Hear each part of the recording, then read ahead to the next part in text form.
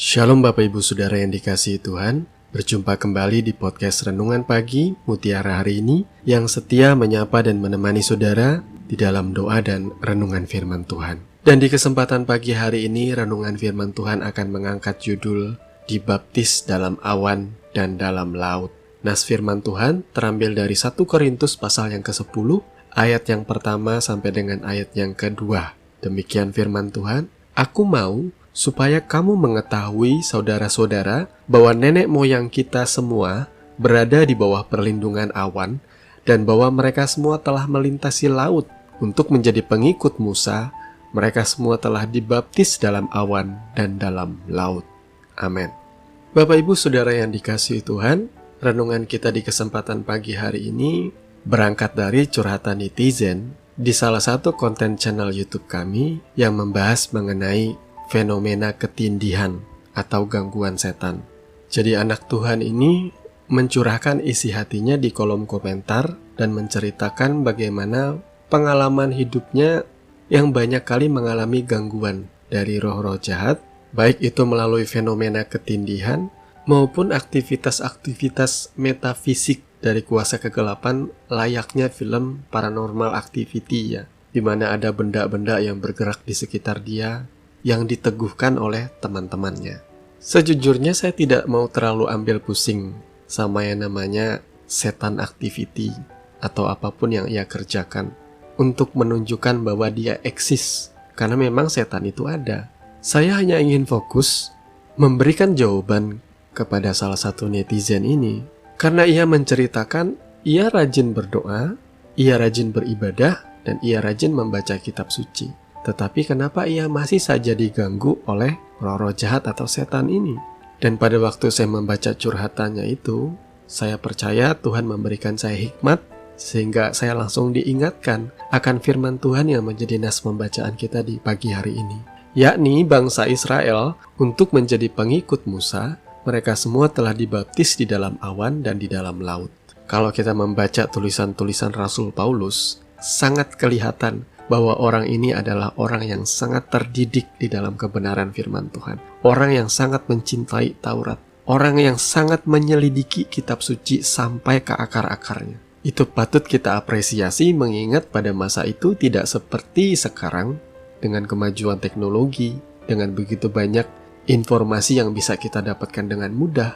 Dulu Rasul Paulus belajar secara manual saja loh, melalui kitab suci Tanakh atau Perjanjian Lama. Tetapi ia bisa membedah dengan baik pandangan firman Tuhan dari Perjanjian Lama yang semuanya menggambarkan dengan baik pribadi Kristus. Atau semua isi Perjanjian Lama itu menubuatkan tentang Kristus itu dengan sangat sempurna. Musa adalah pemimpin terbesar bagi bangsa Israel di masa Perjanjian Lama. Ia adalah seorang nabi yang sangat dihormati. Dan untuk menjadi pengikut Musa, kata firman Tuhan, mereka harus dibaptis di dalam awan dan di dalam laut. Musa ini adalah tipe atau tipologi dari Kristus. Dan kita akan menemukan keserupaan dalam hal ini. Bahwa kalau saudara ingin menjadi pengikut Kristus, maka saudara harus percaya dan dibaptis. Baptisan itu sendiri yang terjadi ialah baptisan air dan baptisan Roh Kudus. Yesus berkata di dalam Yohanes 3 ayat 5, "Jawab Yesus, Aku berkata kepadamu, sesungguhnya jika seorang tidak dilahirkan dari air dan roh, ia tidak dapat masuk ke dalam kerajaan Allah." Ucapan Yesus ini kembali diteguhkan menjadi sebuah perintah yang kita kenal sebagai amanat agung. "Pergilah, jadikanlah segala bangsa muridku dan baptislah mereka di dalam nama Bapa, Anak, dan Roh Kudus." Sehingga bagi orang Kristen ada satu sakramen utama ketika ia menerima Kristus. Ia harus percaya dan dibaptis. Dibaptis di dalam kematian Kristus, sehingga ia menjadi satu di dalam kematian dan kebangkitannya. Baru saudara layak disebut sebagai pengikut Kristus atau murid Kristus. Kenapa kok ketika memberikan jawaban kepada netizen ini, saya mengarahkan dia membahas soal baptisan? Karena mengingat baptisan ini adalah hal yang sangat sensitif untuk dibahas. Ada begitu banyak perdebatan di dalamnya, mana baptisan yang benar, percik atau selam. Dan seseorang itu harus terlebih dahulu percaya kepada Yesus dan mengaku dengan mulutnya, dalam kesadarannya, bukan dalam keadaan ia masih anak-anak. Ia bertobat, ia menerima Yesus sungguh-sungguh, baru ia dibaptis. sebagai bentuk daripada komitmennya melakukan apa yang Tuhan perintahkan. Siapa yang percaya dan dibaptis akan diselamatkan. Itu jelas urutannya. Sebagaimana bangsa Israel untuk menjadi pengikut Musa, mereka harus dibaptis di dalam awan dan di dalam laut. Itu gambaran dari baptisan air dan Roh Kudus. Sebelum mereka dibaptis di dalam simbol dari laut Teberau yang terbelah menjadi dua, mereka akan terus dikejar oleh Mesir yang dikepalai oleh Firaun, gambaran dari iblis yang akan terus merongrong kehidupan saudara. Pada awalnya Firaun menyuruh pergi saja bangsa itu.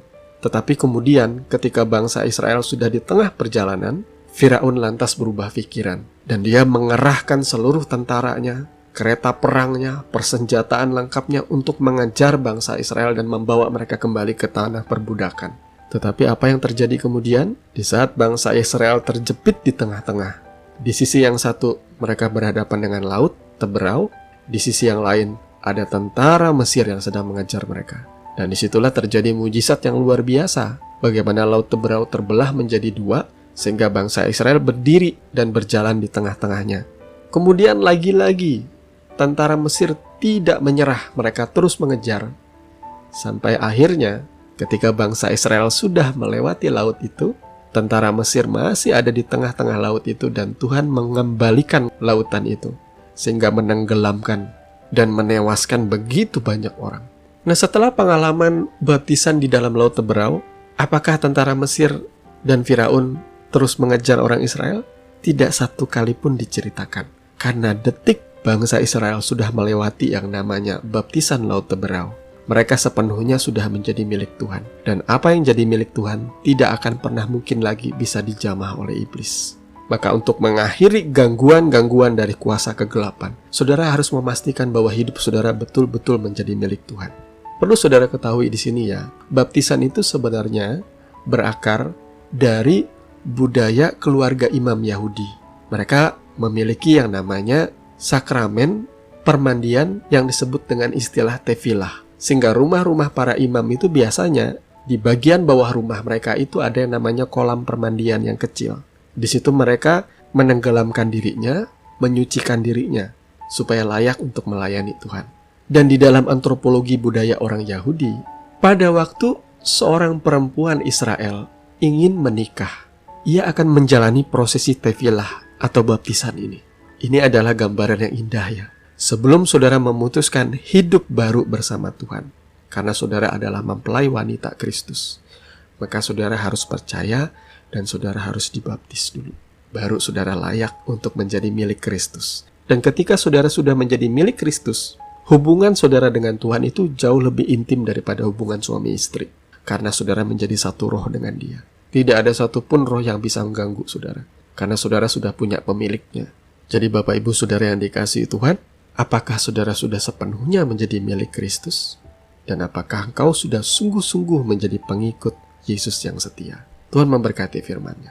Mari kita berdoa. Bapa Surgawi, Bapa di dalam nama Tuhan Yesus, pagi hari ini kami mengucap syukur untuk kebenaran firman yang sudah kami dengarkan. Kami percaya kebenaran firman ini boleh mengajarkan kami untuk tidak ragu-ragu di dalam mengikuti Engkau Tuhan. Kami mau menuruti firman-Mu dengan setia.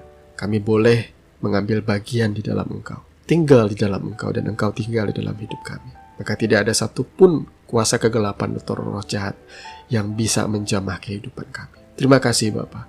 Di dalam nama Tuhan Yesus kami berdoa. Haleluya. Amin. Bapak Ibu Saudara yang dikasihi Tuhan, kami percaya kebenaran firman yang sudah kita dengarkan boleh menjadi dasar dan kekuatan di dalam kehidupan kita. Sampai bertemu lagi di podcast Renungan Pagi Mutiara hari ini yang berikutnya. Kasih karunia menyertai saudara sekalian. Shalom.